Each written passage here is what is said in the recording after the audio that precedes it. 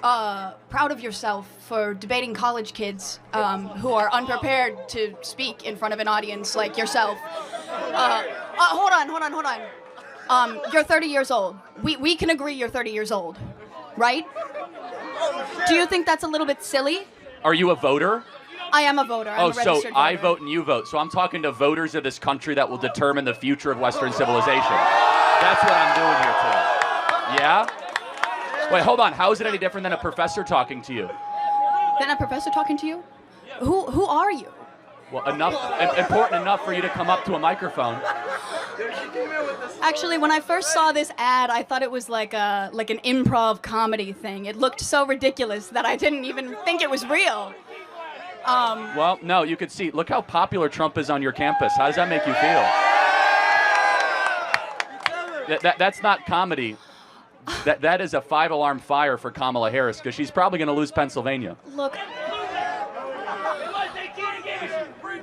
But no, I just want to be clear. Is there something wrong with talking to voters? No, there's nothing wrong with talking to voters. Well, that's what we're doing here today. It's an open mic. I think that you push a dangerous agenda. Such as? Your stance on abortion rights, for example. Here we go. Okay, so let me ask a question. What is your name? Jean. Jean. And what is your understanding of the current Republican Party's stance on federal intervention in abortion?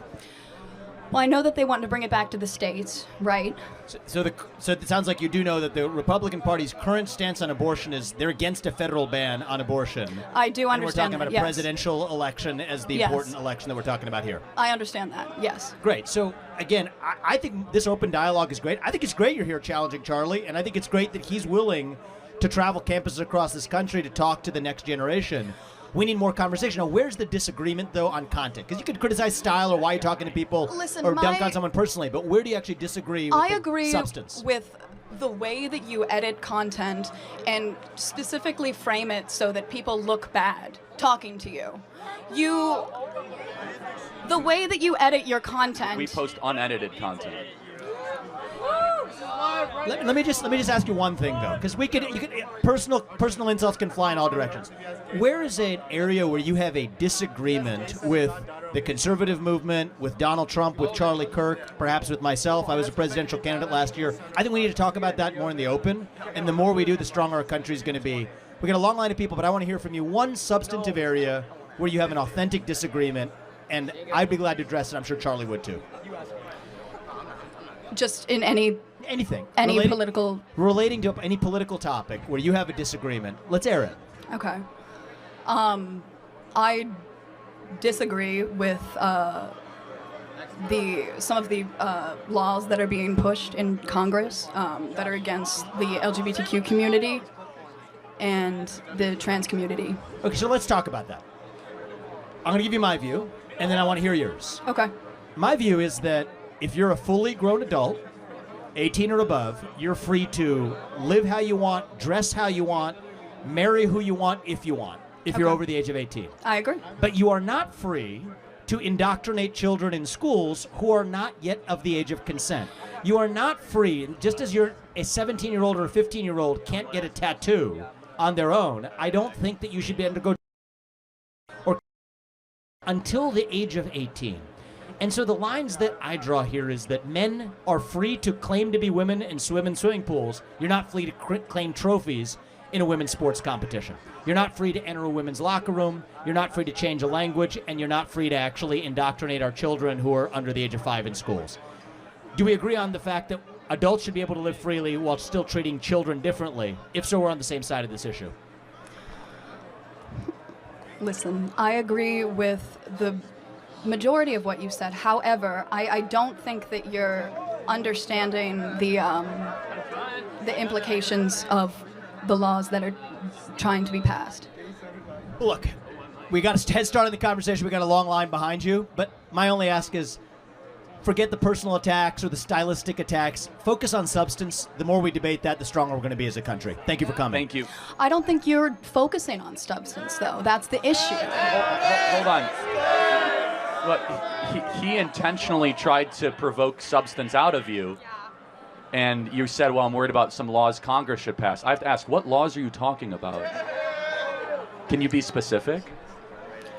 I'm sorry, I'm very nervous, but this is what you do. This is what you do. You take people and you put them under the spotlight, and you. Well, hold on. I didn't ask you to come up here. You voluntarily came to the front of the line.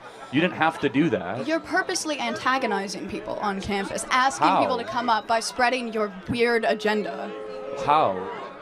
What agenda is that? I'm confused though.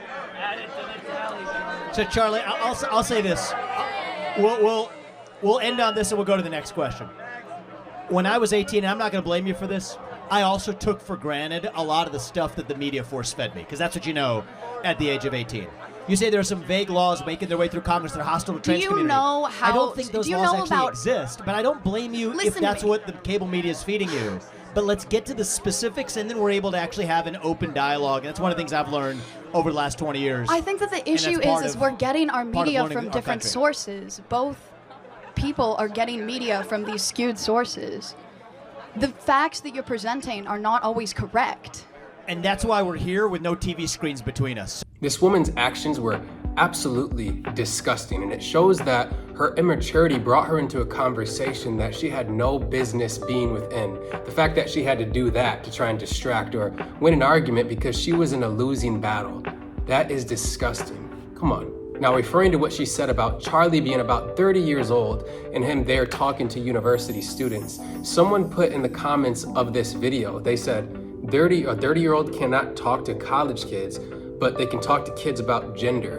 And that comment got about 23,000 likes. And I completely agree. Putting gender fluidity in the minds of children at young ages is completely contrary to what we should actually be doing to raise them up and to give them a foundation that is not going to be one based on confusion or challenging the very thing that you know to be. I'm not saying that some people do not grow up confused, but this is definitely a social contagion that needs to be addressed. Now, on the other hand, I cannot dictate or determine what people are teaching their children behind their closed doors. Neither do I want to be in control of that. But if you would like to teach that to your child behind closed doors, by all means, go ahead. But do not bring that into the schools. As the man sitting next to Charlie, he said that we are not free to indoctrinate children in schools who are not yet of the age of consent. And that's why Christians have private schools, and something that I personally chose for my child. This is not something that we need to be shoving down people's throats. There's a time and there's a place to teach certain things. And as a parent, we should have the liberty and should have a say with what we would like our child to be exposed or influenced by. Jesus Christ said, "Let the little children come to me." He would never force it. He also encouraged parents to teach and train their children, as Deuteronomy 11 verse 19. Teach them to your children, that being the words of God. Again, teach them to your children, talking about them when you sit at home and when you walk along the road, when you lie down and when you get up. So I agree with everything that Charlie said in this video, and I also agree with the gentleman that was next to him. Now let's pray for individuals that do things like that, completely inappropriate. Let's be more mature. I've had my own immaturities as well. I'm not judging her in that sense, okay? Let's pray for everybody, and Jesus Christ is the way, the truth, and the life. Be blessed.